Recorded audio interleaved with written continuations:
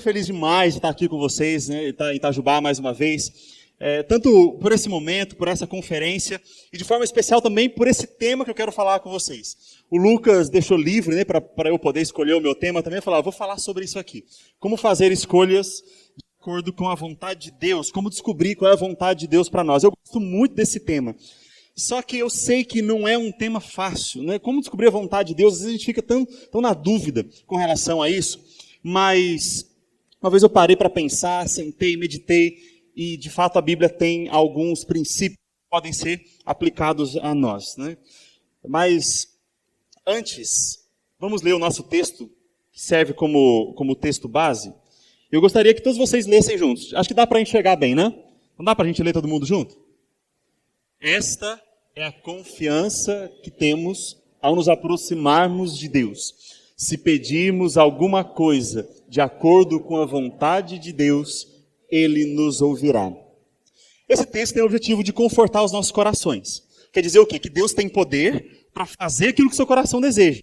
Deus tem poder para responder às suas orações. Só que, ao mesmo tempo que esse texto era para nos confortar, tem uma realidade aí que nos deixa mais na dúvida ainda, né? Se pedimos alguma coisa de acordo com a sua vontade. Se o seu pedido não estiver de acordo com a vontade de Deus, Ele não vai ouvir, Ele não vai responder. Bom, agora eu voltei a estaca zero. Eu sabia, então, mais ou menos alguma coisa, agora eu não sei mais nada. Como saber qual é a vontade de Deus, então? Para algumas coisas, a vontade de Deus é muito evidente, mas para outras não. Quantos de vocês aqui poderiam dizer, não, eu nunca fiquei na dúvida de nada na minha vida? Sempre soube de tudo, sempre identifiquei claramente a vontade de Deus. A palavra sempre falou muito claramente ao meu coração. Tem hora que a gente fica mesmo na dúvida. Mas a Bíblia tem todas as respostas para nós. Só que nem sempre essas respostas são específicas. Exatamente para a dúvida que você tem.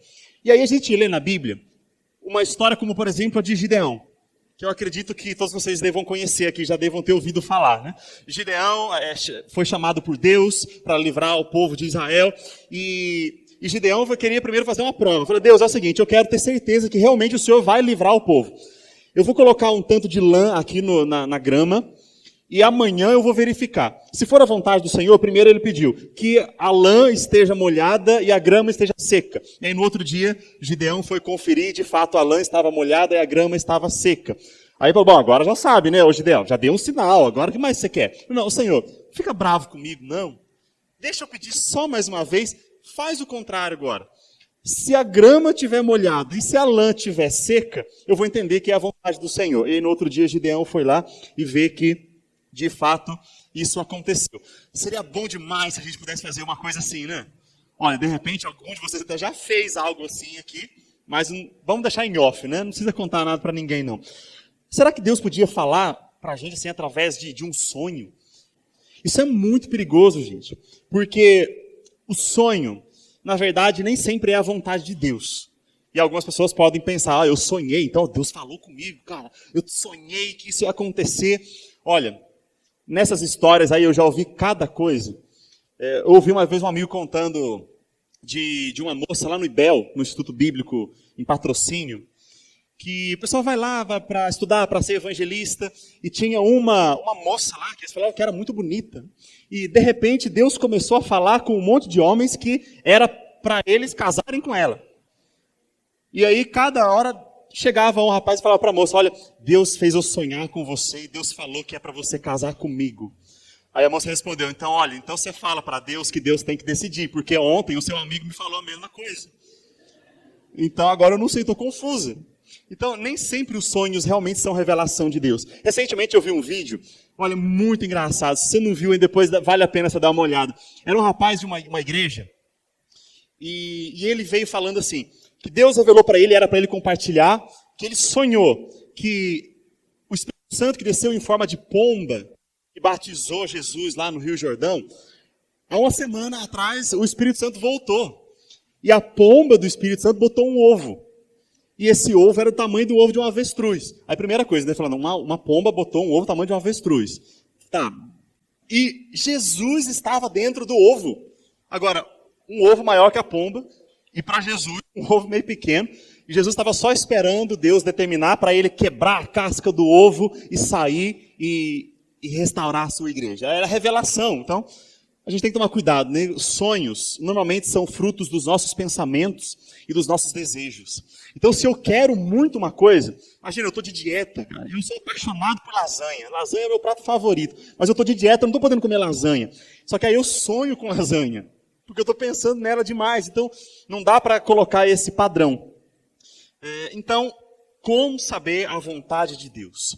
Eu quero dividir essa palestra em duas partes. A primeira vai ser maior, a segunda já vai ser bem mais curta. E a primeira é princípios que nos ajudam a entender a vontade de Deus. Eu vou passar 4 princípios aqui, que a Bíblia nos traz, obviamente, e que nos ajudam a entender um pouco mais qual é a vontade de Deus para as nossas vidas. Então vamos lá. Primeiro princípio, estarmos sensíveis ao que Deus coloca no nosso coração. Sim, gente, Deus fala conosco, às vezes colocando a sua vontade no nosso coração. Vamos dar uma olhada no que a Bíblia nos fala sobre isso? Eu vou pedir para alguém, um irmão ou uma irmã, quem tiver vontade, tiver uma voz aí bem robusta, pode ler para a gente o texto de Neemias 2, 11 e 12? Olha só, Neemias ficou sabendo que o povo de Jerusalém estava vivendo, depois do cativeiro, numa situação muito caótica, os muros, os portões de Jerusalém estavam destruídos, e naquele momento, Neemias sentiu o desejo de reconstruir os muros. E foi Deus quem colocou aquilo no coração. Normalmente Deus falava com outros profetas através de visões. Eles ouviam mesmo Deus falando. Mas aqui no caso de Neemias, Deus simplesmente não usou meio extraordinário. Colocou no coração dele qual era a sua vontade. E gente, às vezes Deus faz isso conosco também. Deus pode colocar no seu coração qual é a vontade dele. E eu falo isso porque isso aconteceu com a minha vida. Quando eu fui chamado para o ministério, a primeira vez eu tinha 17 anos. E eu senti vontade de ser pastor depois que chegou um pastor muito animado na igreja. Eu fui criado lá na igreja presbiteriana de Camanducaia. E eu olhei para aquele homem e falei, nossa, eu gostei demais do jeito dele, eu quero ser igual a ele. Eu quero ser um pastor igual a ele. E Deus colocou aquilo no meu coração, eu estava animado e eu prestei o vestibular do seminário, fui aprovado. Quando eu cheguei na reunião do presbitério, aqueles caras me vetaram. Você acredita num negócio desse? E eu fiquei assim, como assim vocês estão querendo impedir a obra de Deus? Quem és tu, ó homem, para impedir o servo do Deus Altíssimo de cumprir? Mentira, eu não falei nada disso, né? Eu não era doido de falar um negócio desse para um monte de presbítero, pastor mais velho que eu. Mas eu fiquei muito chateado, eu fiquei revoltado. E aí depois que passou aquele tempo, eu fui trabalhar, fui acompanhar aquele pastor de Camanducaia durante 1 ano, e eu não sei o que deu na cabeça daquele homem, que ele virou de uma forma, e ele começou a pegar muito no meu pé. E ele não me deixava fazer mais nada. Os jovens saíam para fazer um retiro, passar um fim de semana no sítio, e eu estava indo junto, ele falava, não, você não vai, porque você tem que ficar comigo, trabalhando na igreja e estudando. Eu tenho um serviço para você. Eu chegava na casa dele, qual que é o serviço, pastor? Você vai ler esse livro. Eu falava, tenha santa paciência, né? E aquilo começou a me perturbar demais, até o dia que para mim foi a gota d'água. E a nossa mesa de som estava muito velha. E no meio do louvor, a gente participava, eu tocava no louvor também, a mesa deu um estouro, fez um barulho muito alto na igreja e parou. Aí de repente o pastor chamou todo mundo, vocês que cantam louvor aí, cuidado com os pastores desses, viu? O pastor chamou o pessoal do louvor e falou, como assim vocês deixam acontecer um negócio desse? Vocês não se precavem e vocês têm que saber o que pode acontecer. E aí depois que ele dispersou todo mundo, ele falou, e a culpa maior é sua, falou para mim. Eu falei, mas por que a culpa maior é minha? Porque você quer ser seminarista? Eu falei, puxa vida, olha que beleza. Aí depois daquilo eu desanimei e falei, olha, eu não quero mais saber de seminário não. Desisti e tudo, aí eu fui fazer letras. Curso muito bom, viu? Recomendo para quem gosta. E eu desisti totalmente da ideia do seminário. Desisti, não queria ser pastor mais. Eu me decepcionei com aquele pastor. Não quero mais saber disso. Só que quando eu estava no último ano do seminário, já com o meu TCC quase pronto, tinha que apresentar, Deus começou a falar ao meu coração de novo através da pregação de outro pastor. Aquele miserável, aquele abençoado, já tinha ido embora, já estava em outro lugar, né? Misericórdia, Senhor. E Deus falava no meu coração, só que eu comecei a resistir. Eu falava, não, Deus, de novo, não. Olha o problema que deu da outra vez, eu não quero saber, não. Olha, chama qualquer um, menos eu. E todo domingo, o pastor que estava lá falava, olha, Se Deus está te chamando para missões, para seminário, para alguma coisa, não resista à vontade de Deus. E eu falava, acho que minha mãe falou com esse pastor. Não é possível, contou para ele, né? E aquilo começava a fazer o meu coração arder. Até o dia em que eu preguei numa comunidade que tinha em Camanducaia. E aquela pregação falou mais comigo do que com quem estava ouvindo. E eu tomei a decisão, falei, realmente Deus quer que eu vá para o seminário. E fui, estou aqui até hoje, né? Servindo ao Senhor, graças a Deus. A vida do ministério é um mar de rosas, a gente não tem problema, né, pastor Anderson? É uma maravilha, só bênção na vida, mas é bênção de verdade, gente. Tem uns percalços aí, mas faz parte, né? Agora, com relação a Deus falar o nosso coração, eu quero que vocês guardem muito bem isso aqui.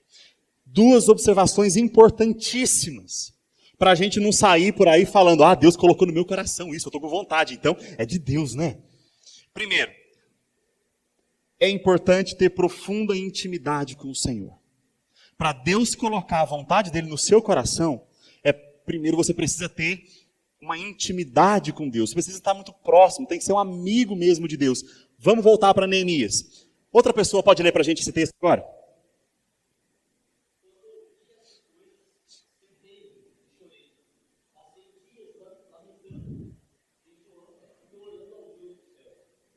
Então olha só. Neemias, quando ouviu toda aquela história de Jerusalém, passou dias lamentando, jejuando e orando. E aí Deus colocou no coração dele o propósito que Deus tinha estabelecido. Então não é qualquer hora, para qualquer pessoa, que Deus vai colocar no coração a sua vontade. Mas a gente pode ter certeza de uma coisa. Quanto mais você tem intimidade com Deus, quanto mais você passa tempo orando, meditando na palavra e jejuando também, Deus vai moldando o seu coração e colocando a vontade dele no seu coração.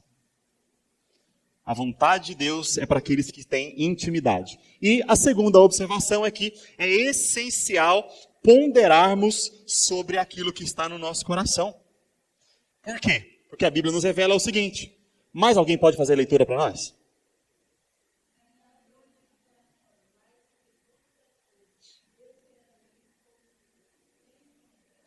O coração humano está manchado pelo pecado.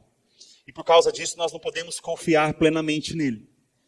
Algumas coisas que o nosso coração deseja não são da vontade do Senhor, porque são pecaminosas. Então nós temos que avaliar bem aquilo que está no nosso coração, aquilo que você deseja para a sua vida. Os próximos 3 princípios vão nos ajudar muito bem a entender um pouco mais disso aqui. Então, o primeiro princípio, ser sensível ao que Deus coloca no seu coração. Segundo princípio, certificarmos-nos de que o nosso desejo não é pecaminoso. Porque se tiver pecado no seu desejo, você pode ter certeza, não é da vontade de Deus. Nunca vai ser da vontade de Deus que um filho ou que uma filha dele cometa um pecado. Mais alguém, por favor? Miqueias capítulo 6, versículo 8.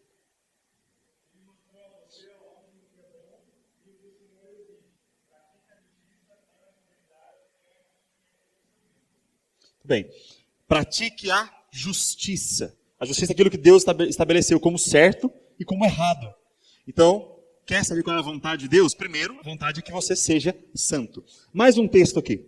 Romanos 6, 1 e 2.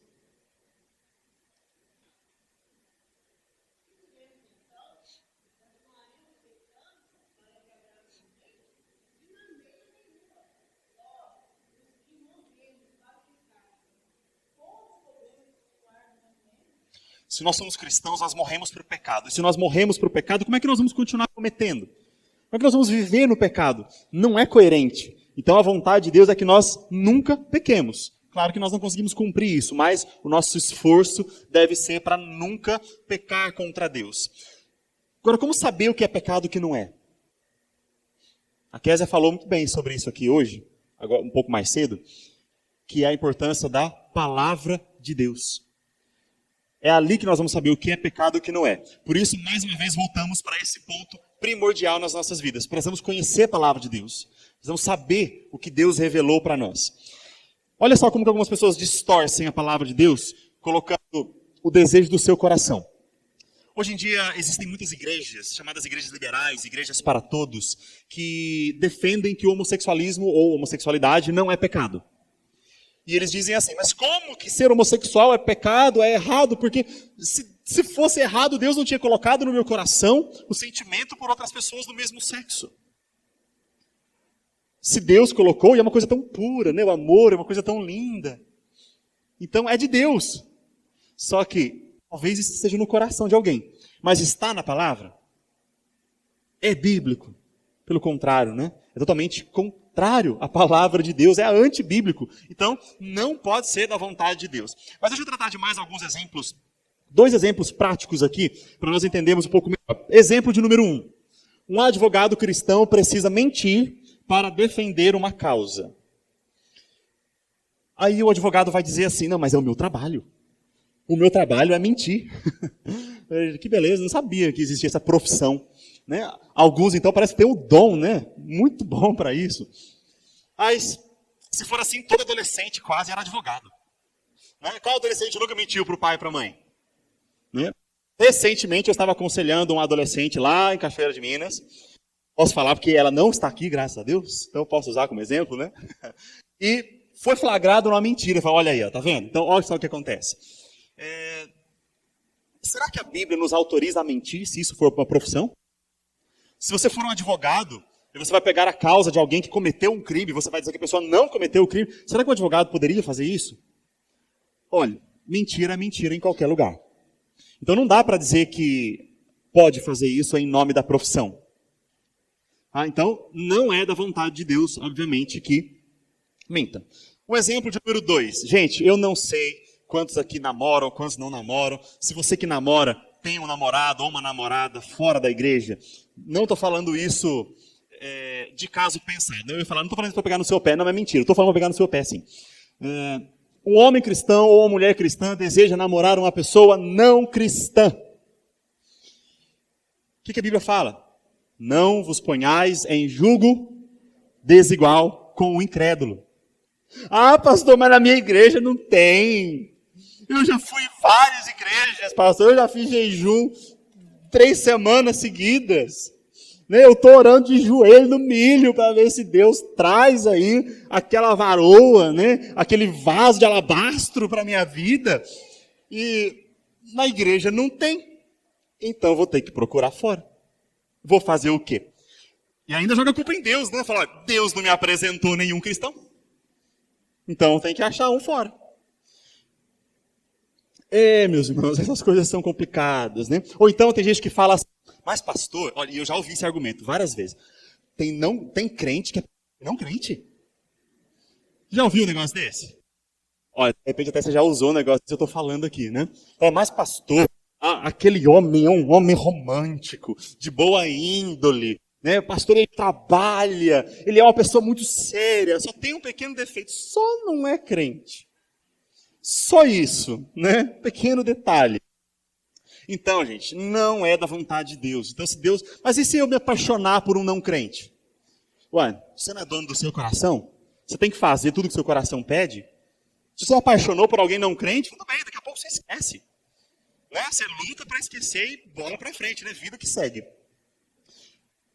Bom, então, lembrando aqui, o primeiro princípio, estar sensível ao que Deus coloca no seu coração. Segundo princípio, certificar de que não é pecaminoso. Terceiro princípio para saber da vontade de Deus, avaliarmos as motivações do nosso coração. Será que eu tenho condições e eu pretendo glorificar o nome de Deus naquilo que eu vou fazer? Porque olha, nem tudo que a Bíblia não proíbe, eu devo fazer. Alguém lê esse texto para nós? Bom, então vamos lá. Comer é pecado, gente? Comer é pecado? Arroz, feijão, pizza, lanche, buchada não, né? Buchada deve ser pecado, não é possível aquele negócio. Comer não é pecado. É óbvio que não. Mas é claro que isso não quer dizer que eu posso comer como se fosse a minha última refeição da vida. Como se depois daquela refeição eu fosse para a câmara de gás. Eu vou comer desordenadamente, né? Aí eu como demais, não tem limite. E passo mal depois. Dá aquela dor de barriga. Gente, quem nunca? Fala sério, né? Quem nunca? Tem gente que vai no rodízio assim e já leva dentro da bolsa ou do bolso assim um Eno. Né? E já sabe que o negócio vai ficar feio depois. Mas será que eu comer dessa forma e passar mal glorifica o nome de Deus? Sim ou não? Não, né? Claro que não. E beber? Beber é pecado? Olha, não estou falando de bebida alcoólica aqui não, viu? Não vamos entrar em temas polêmicos, isso eu vou deixar para o pastor da igreja. Mas estou falando de bebidas não alcoólicas. É pecado eu beber Coca-Cola? Não, não é pecado. Porém, eu quero contar uma ilustração para vocês aqui. Eu não vou falar o nome do sujeito, o pastor Anderson conhece, foi nosso contemporâneo do seminário. E o homem tomava Coca-Cola todos os dias. Você chegava no apartamento dele, no alojamento do seminário, estava lá ele estudando, tomando Coca-Cola. Vendo TV, tomando Coca-Cola. Dormindo, tomando... Não, também não tem como, né? Mas faltava pouco. Quase que ele estava dormindo, tomando Coca-Cola também. Bom, mas qual que é o problema, gente, de comer demais ou beber Coca-Cola demais? Qual que é o problema disso? Se eu passar mal, se eu tiver dor de barriga, o problema é meu. Só que, se eu como demais, se eu tomo refrigerante demais, até suco, se eu tomo coisa demais, isso vai prejudicar o quê? A minha saúde. E eu prejudicar a minha saúde, estarei glorificando o nome de Deus? Não. Vocês percebem então a questão da motivação, como é que ela funciona? Se a Bíblia fala de detalhes, como comer e beber, muito mais em outras coisas eu preciso avaliar se eu vou glorificar o nome de Deus ou não. Eu quero dar mais alguns exemplos práticos para vocês aqui. Eu vou usar muita ilustração aqui no meio da nossa palestra. Primeiro, escolha acadêmica e profissional. É uma coisa que fala muito com vocês, jovens, adolescentes. Como é que eu vou glorificar o nome de Deus na minha escolha profissional? Eu tenho motivações erradas, eu tenho motivações certas. Primeiro eu quero falar sobre motivações erradas. Eu não vou glorificar a Deus se eu escolher a minha carreira profissional motivado pela questão financeira. Eu vou ser médico. Por quê? Porque médico é rico, médico anda de carrão, médico tem casas enormes. Mas que legal, você se identifica com isso? Fala, não, eu não posso nem ver sangue. Mas eu vou ser médico. Vai ser médico do quê? Só de consultório, né? Então, pensando na questão financeira, não vai glorificar o nome de Deus, portanto, não é da vontade do Senhor. Questão de status, de grandeza. Aí você imagina, né? Você é... Vou falar de mim mesmo, porque isso aí eu sei que é muito tranquilo, não vou pegar no pé de mais ninguém, né? Bom, a não ser daquele que, se você teve o azar de escolher a mesma profissão que eu, então, sinto muito. Mas eu falo da questão de letras. Você é professor. E aí você vai fazer um cadastro em algum balcão, ou mesmo no hospital, uma coisa a pessoa pergunta assim para você. Qual é a sua profissão? Eu sou professor. Você é o quê? Professor. Mas... Aí não. Professor, quem quer ser professor, né, gente? Pois é, olha, gente, meu coração dói por vocês, viu?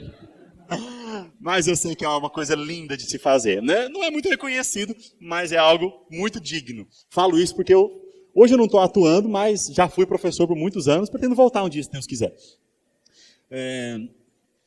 Mas, aí você faz engenharia mecatrônica. Até um nome esquisito, né? Mas é uma coisa chique. Aí você vai falar da sua profissão, a pessoa pergunta assim, o que você faz? Sou engenheiro mecatrônico, minha senhora. Aí você tem prazer, você enche a boca para falar daquela profissão. Não, então eu vou escolher alguma coisa que me dá status, alguma coisa que seja grande, que eu possa falar para todo mundo que eu faço. Também não é uma motivação correta. Não vai glorificar o nome de Deus. E a terceira opção é facilidade. Eu vou fazer aquilo que é mais fácil. Tem muita gente, eu não sei se alguém já fez ADM aqui, mas tem muita gente que fala assim, eu não sei o que fazer, vou fazer ADM. Né? Eu não sou bom nem em português, nem em matemática, e nem em biologia. Eu não sou bom em nada, vou fazer o quê? Vou fazer ADM. ADM é fácil, todo mundo passa. Né? Então, vou fazer pedagogia. Pedagogia é moleza. Né? Então, olha, se você escolher por aquilo que você acha que é mais fácil, então também não é uma motivação boa, você não vai glorificar o nome de Deus na sua profissão. Mas então, quais são as motivações corretas? Primeiro, dom. Você se identifica com aquilo que você faz? Você está satisfeito? Você faz com prazer aquilo que você segue? Então, essa é uma motivação correta. A segunda, disposição em servir, ou seja, fazer o seu melhor. Você consegue dar o seu melhor? Ou quando chega na segunda-feira, fala, lá vem outra semana.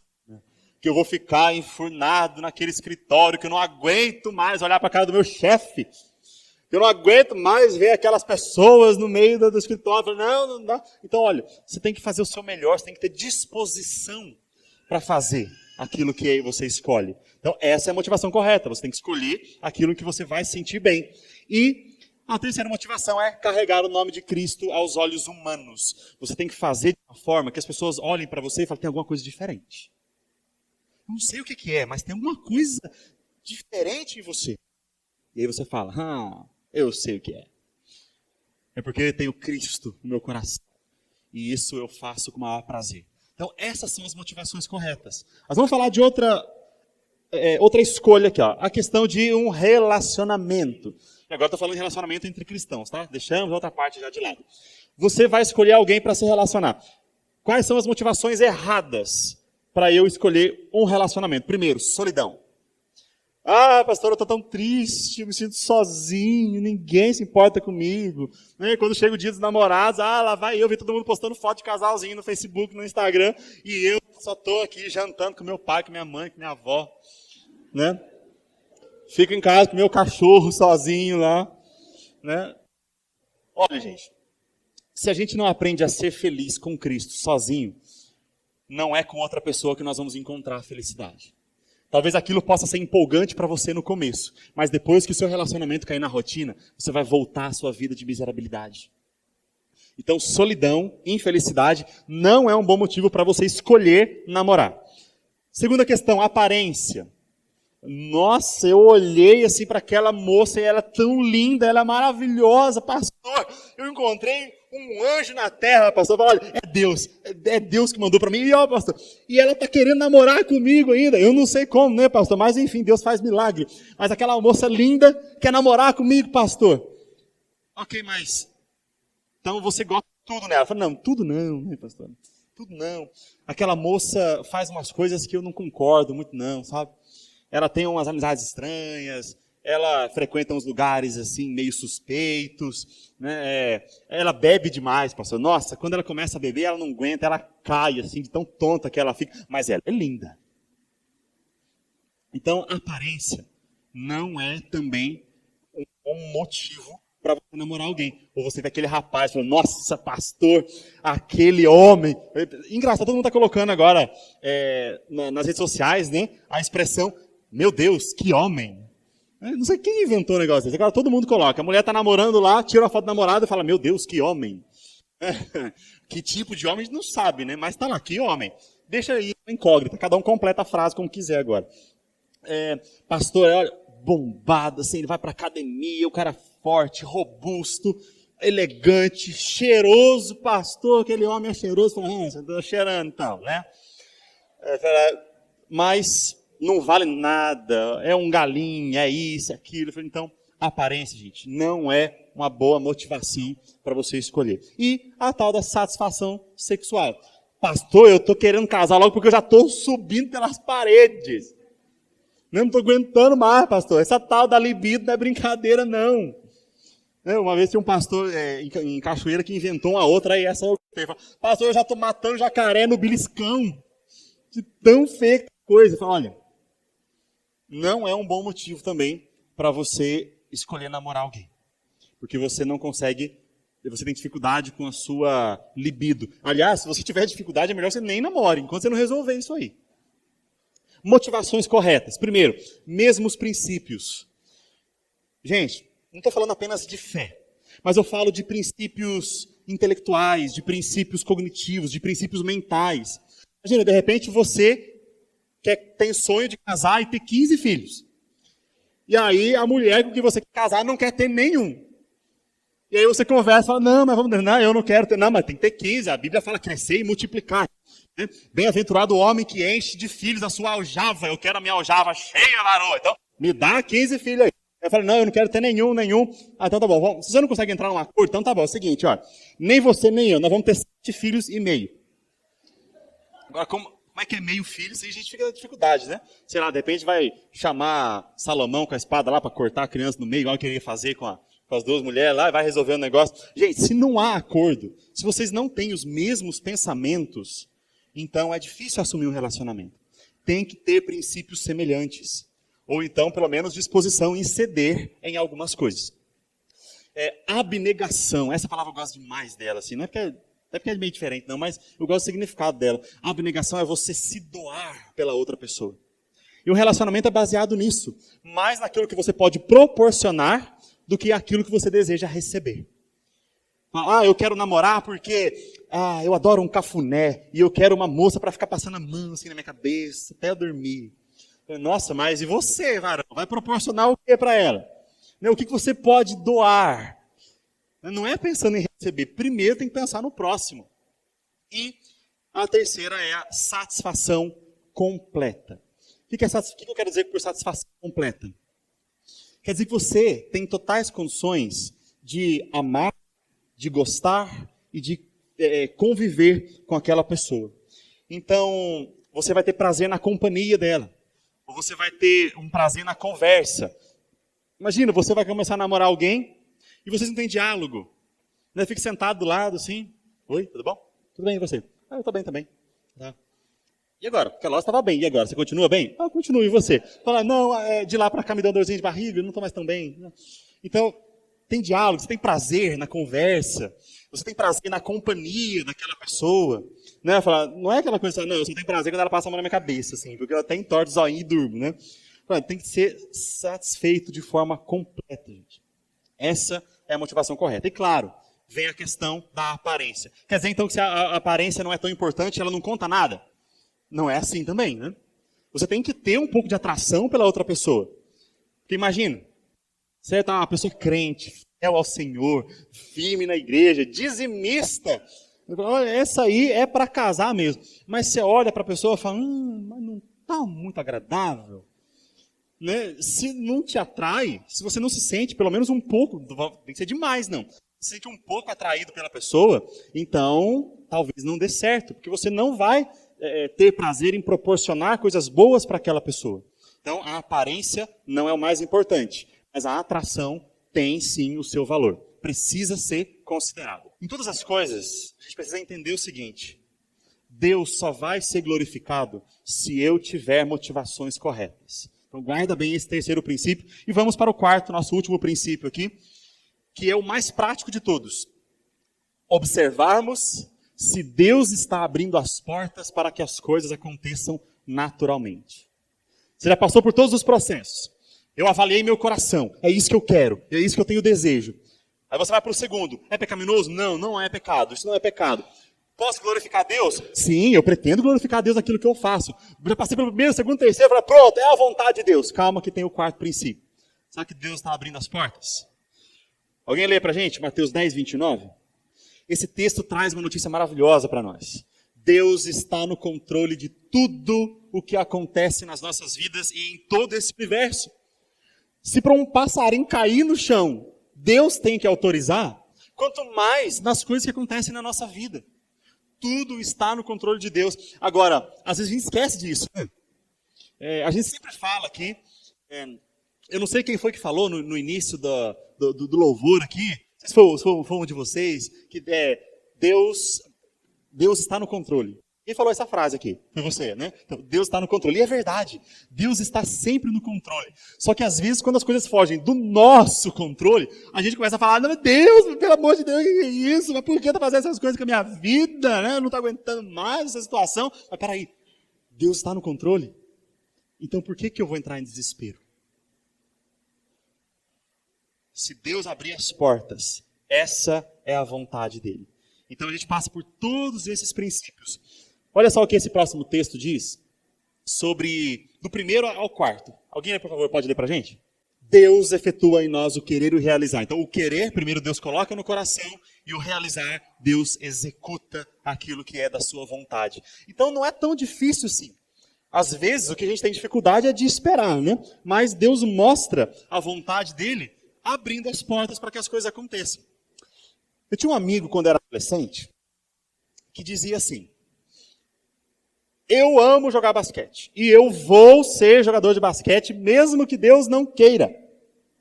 Obviamente quem falou isso não foi o LeBron James, né? Porque a gente está vendo aí. Mas esse rapaz fez de tudo.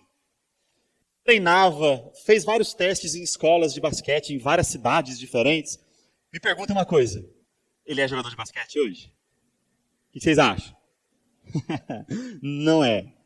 Não é jogador de basquete. Então não adianta a gente pensar, falar, não, eu vou fazer, eu não quero saber se é da vontade de Deus, se não é da vontade de Deus, eu vou fazer isso. Se for da vontade de Deus, ele vai abrir as portas. Se não for da vontade de Deus, ele não vai abrir. Então a gente tem que observar essa realidade também. Nós precisamos ser sensíveis ao nosso coração, que é a realidade interna. Mas também precisamos estar atentos à realidade externa do nosso coração. Somente vai ser da vontade de Deus quando as duas coisas acontecerem. Então imagina, algo externo, né? Vou usar um exemplo aqui de um dos nossos amigos, né? Vou usar o teu exemplo aqui, Samuel. Mas é uma coisa boa. Né? O Samuel está querendo entrar na faculdade agora, está lutando, está pleiteando, como muitos já passaram por isso. Só que ele é da área de humanas. O que o Samuel quer fazer? Letras, né? Não é possível, gente. Alguém fala com esse pastor dele para tirar as coisas da cabeça? Né? Mas quer fazer letras, o rapazinho. Só que ele tem uma porta aberta para matemática. Né? Igualzinho, né? Mesma coisa, semelhante. Aí falaram, não, Samuel, é o seguinte, a porta de matemática está aberta para você. Então você tem que aceitar o que tem na frente, cara. Deus colocou, meu filho, não dá para você ser muito exigente, não. Né? O que Deus colocou, você fala glória a Deus e vai embora. Só que é isso que está no coração? Não é. Então, externo, ok. Interno, não. E o contrário também. Às vezes o coração quer uma coisa, mas as coisas não estão acontecendo. A vontade de Deus vai se manifestar quando o coração estiver de acordo com as realidades externas. Assim Deus revela para nós qual é a vontade dele também. Às vezes a gente não entende a vontade de Deus. Só que não precisa entender. A vontade de Deus é muito melhor do que a nossa. Então, se Deus fechar as portas, coloca na sua cabeça, coloca no seu coração, que não era da vontade de Deus. Então lembra aí dos 4 princípios? Primeiro, estar sensível ao que Deus coloca no seu coração. Segundo, verificar se não é algo pecaminoso. Terceiro, avaliar se você tem condições de glorificar a Deus na sua escolha. E quarto, observar se Deus está abrindo as portas. Aí sim, se essas 4 coisas acontecerem, eu posso falar para você com certeza, é da vontade de Deus. É da vontade de Deus que isso aconteça. Bom, mas para finalizar aqui, gente, a última parte, a segunda metade, que é bem mais tranquila. Aqui, ó, se por acaso você perdeu alguma, se quiser anotar aí, ó, se quiser tirar uma foto aí, aqui tem os 4 princípios para você guardar bem dentro do seu coração. Agora, a segunda parte é, como é que nós devemos reagir enquanto não sabemos qual é a vontade de Deus? Ou se de repente a vontade de Deus não estiver de acordo com a vontade do nosso coração. E aí? Como é que a gente faz? Como é que a gente reage numa situação dessas? Espera só um segundinho, que eu vou tirar uma foto aí. Bom, vamos lá. Como é que nós devemos reagir então? 4 verbos, vocês viram que eu gosto do número 4, né? Porque eu quero fugir do padrão, assim, presbiteriano, 3 pontinhos. Você vai falar, não, então eu não quero 3, não, eu quero 4. Então, 4 princípios, 4 verbos para você memorizar enquanto a vontade de Deus não se revela. Primeiro, você pode falar comigo aqui para ajudar bem a você? Primeiro verbo. Segundo verbo. Terceiro. E o quarto? Confia, espera, descansa e busca. Você precisa guardar bem esses 4 verbos no seu coração. Mas eu vou mostrar o porquê. Vamos lá. Primeiro, confia. Alguém lê para a gente aí, Provérbios 16, 3?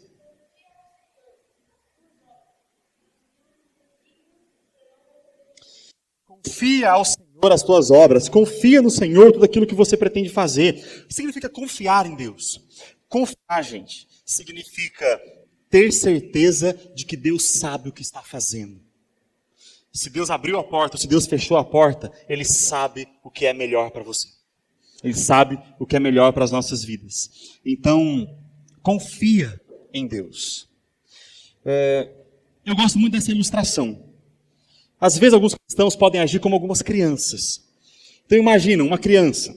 Olha uma faca, olha o canivete do papai, coisa linda, brilhante, né? Nossa, chamou a atenção, eu quero, dá, nem fala direito, só quer pegar. Imagina, hein, pastor Anderson, sua filhinha de 10 meses acha um canivete muito bonitinho, brilhante. Você vai dar na mão dela, não vai? É lógico que não. Só que aí tem criança que faz o quê? Quando o pai, quando a mãe não dá o que quer. Faz birra. Chora, e deita no chão, e bate a perna, e bate o braço, e faz isso, e faz aquilo. Porque ela não tem noção do que ela está fazendo. E, gente, às vezes tem cristão que é como uma criança assim. Deus não dá alguma coisa e fica esperneando, mas nem sabe que aquilo era prejudicial para a sua vida. Deus sabe o que está fazendo. Deus tem todo o controle. Então, enquanto Deus não revela a vontade dele, ou se a vontade dele não for igual à vontade do seu coração, o que você tem que fazer? Confiar. Confiar em Deus mais do que em você mesmo. Segundo verbo, espera. Alguém lê pra gente, por favor, Salmo 42:11? Quando a nossa vontade não acontece, a gente fica chateado. E é normal, a gente fica mesmo chateado.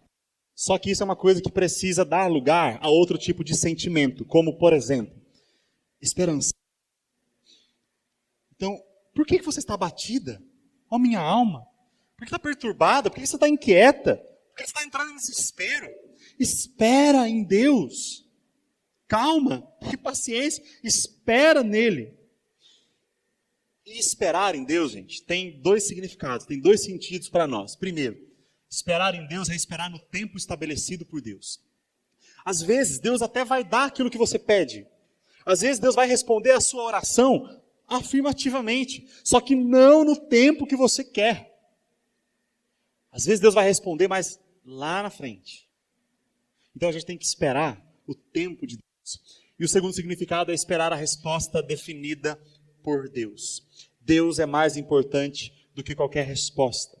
Só que às vezes a gente tem uma pressa danada, né? E as coisas que acontecem nos nossos dias hoje não cooperam para a gente aprender a esperar. Hoje em dia tudo é express, tudo é fast, né? Tudo é instantâneo. E nisso a gente acaba não querendo esperar mais em outras coisas. A gente não quer esperar Deus mostrar a vontade dele. Vamos lá. Terceiro verbo, descansa. Salmo 23:1 e 2. Eita, salmo conhecido esse, hein? Quem pode ler pra gente? Junto das águas de descanso. Descansar significa ter calma. É não entrar em desespero. É não sucumbir diante da ansiedade. Então, às vezes, Deus não está respondendo e a pessoa fala, não, mas eu não aguento mais esperar, mas o que vai acontecer? Será que vai dar certo? Será que não vai? Será que Deus vai me dar alguma coisa? Será que Deus não vai? O que vai acontecer? Olha, descansa. Descansa em Deus. Ele é que pode acalmar o seu coração. E quarto verbo que é busca. Busca a Deus. Mateus 6:33. Por favor, alguém leia. Uma coisa que a gente precisa entender é o seguinte. Deus não é um estoque de bênçãos que nós vamos lá buscar quando estamos precisando de algo. Eu quero alguma coisa. Opa, Deus tem bênção para a sua vida. Vamos lá buscar a bênção então. Deus é muito mais do que isso. Deus é o soberano criador do universo. E nós precisamos buscar Deus para quê? Para adorá-lo, para servi-lo, para exaltá-lo de todo o nosso coração, independente das circunstâncias. Então busque a Deus. E com certeza as outras coisas que você precisa e que Deus pode te acalmar serão acrescentadas. Mas busque a presença de Deus. Não é só para ser abençoado, não. Busque porque Deus é digno de todo o nosso louvor. Bom, gente, vamos concluir então essa segunda parte, toda essa palestra aqui. Mais um texto para nós, Romanos 12:2. Por favor, alguém leia. Já foi mencionado esse texto, né? Logo no início foi lido, mas leia de novo que é importante.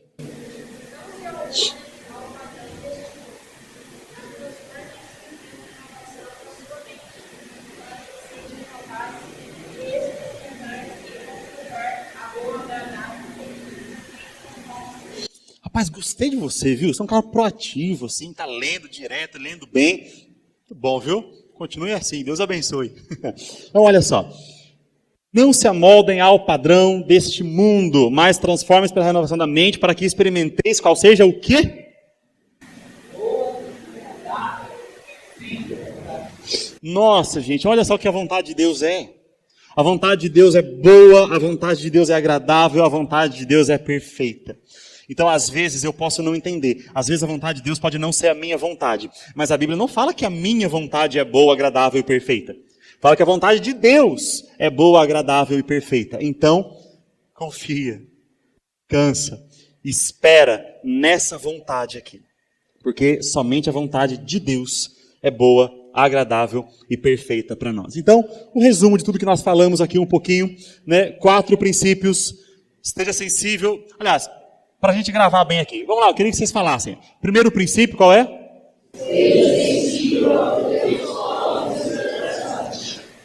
Segundo princípio. Terceiro princípio.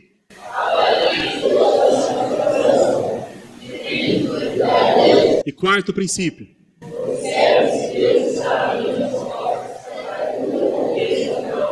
Então, olha só. Quer saber qual é a vontade de Deus? Guarda esses princípios no seu coração. E enquanto isso não acontece, guarda também esses 4 verbos aqui, que são?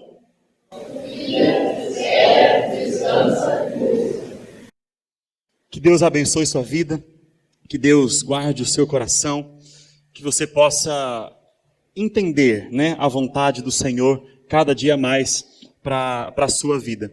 Esses dias eu estava pensando em algo e Deus colocou a seguinte frase no meu coração. Você sabe o que você quer, mas Deus sabe o que você precisa. Você conhece o seu desejo, mas Deus conhece aquilo que te faz bem.